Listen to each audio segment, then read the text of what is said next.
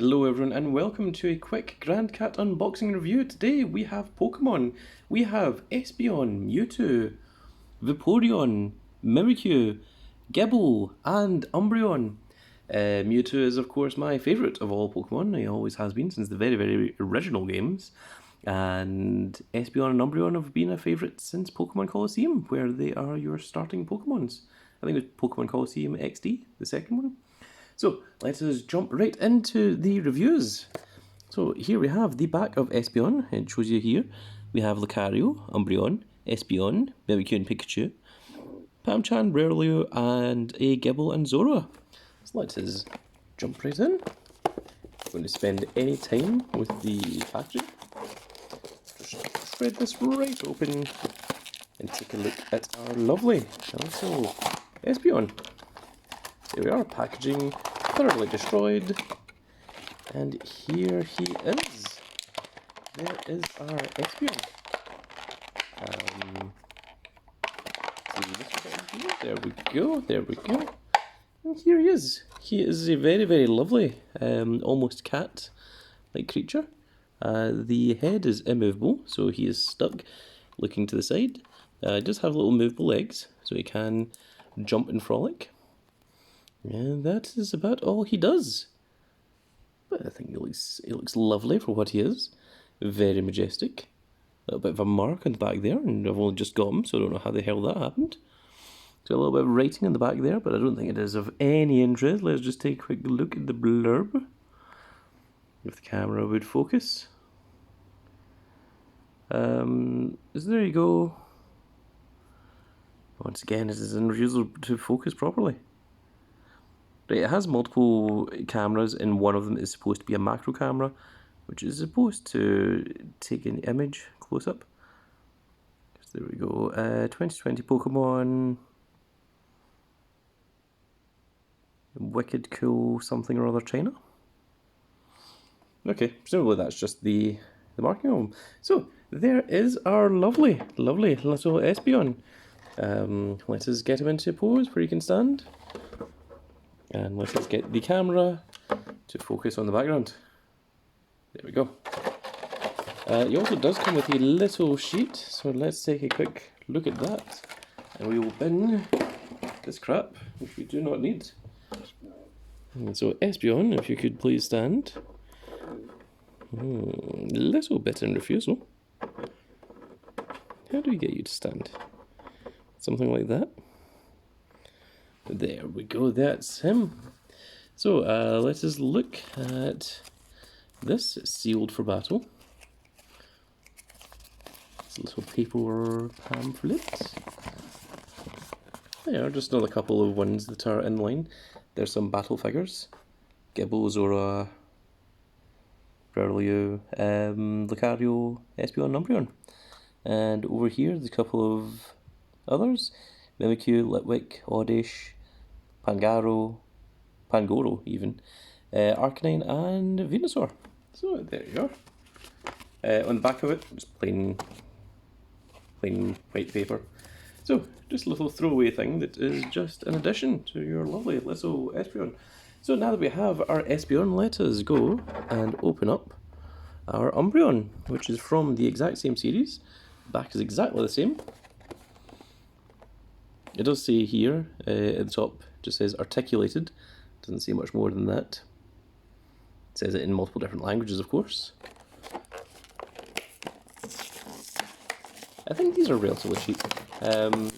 Obviously, nowhere near the price of your strong collectible figures or any other figures that we do in this channel. This is just a little fun thing. If we could get into it. Okay, good enough. Close enough. Generally, I spend a little bit more time opening a little bit more expensive things, but for fun like this, I think this is fine. So let's just focus in on him.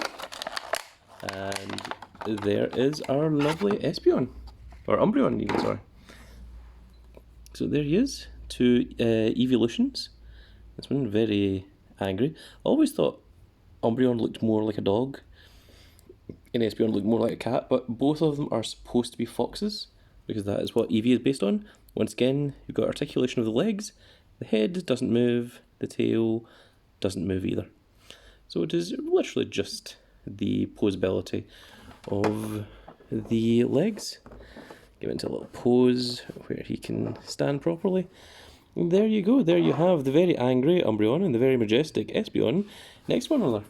So before we get into the big one, which is going to be Mewtwo, let us look at our third evolution, which is Vaporeon. Now I could only find Vaporeon, I couldn't find a Flareon or a Jolteon. Oh, let's look at the back of this is different.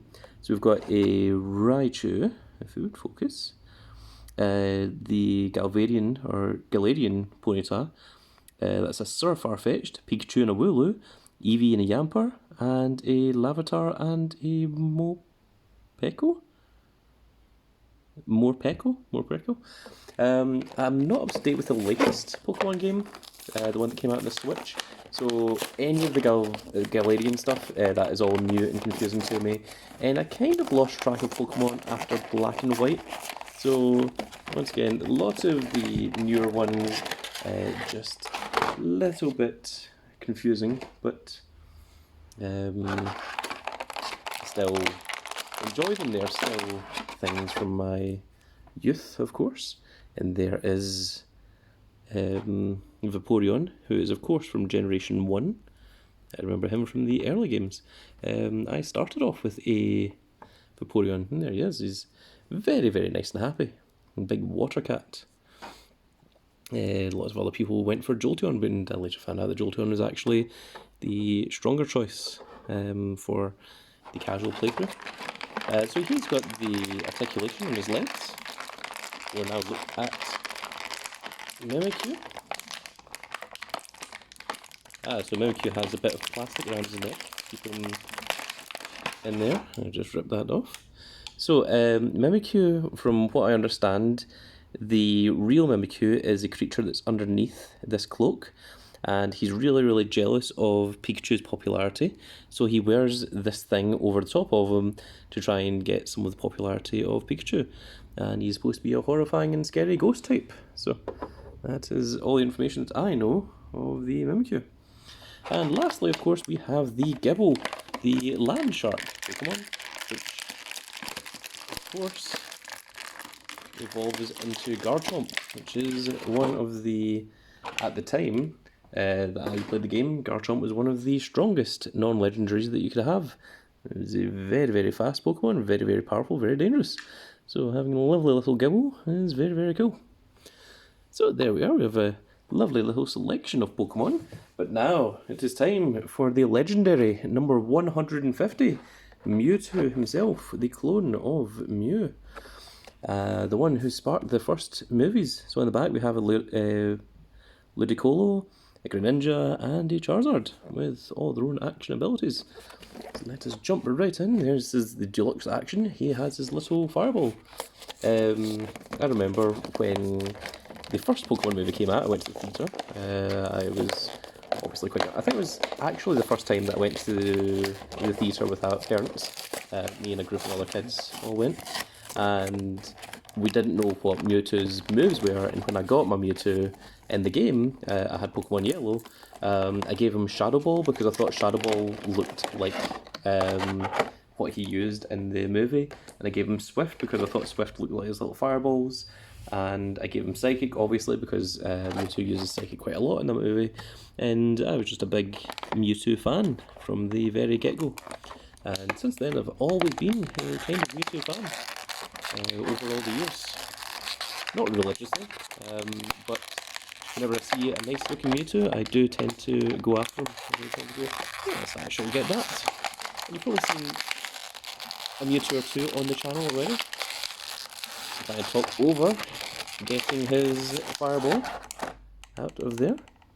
So what is this? Is this a Shadow Ball? Oh, you can actually see that that's his palm print. There's his little paw print there. I believe that Mewtwo was supposed to be based off of like a kind of alien, and that's why he's got his strange look, like he looks almost kind of human. So yes, here he is. There is big old Mewtwo himself. And his action pose is you do this, and it flicks forward. The tail moves, so the tail has articulation. Do the legs move?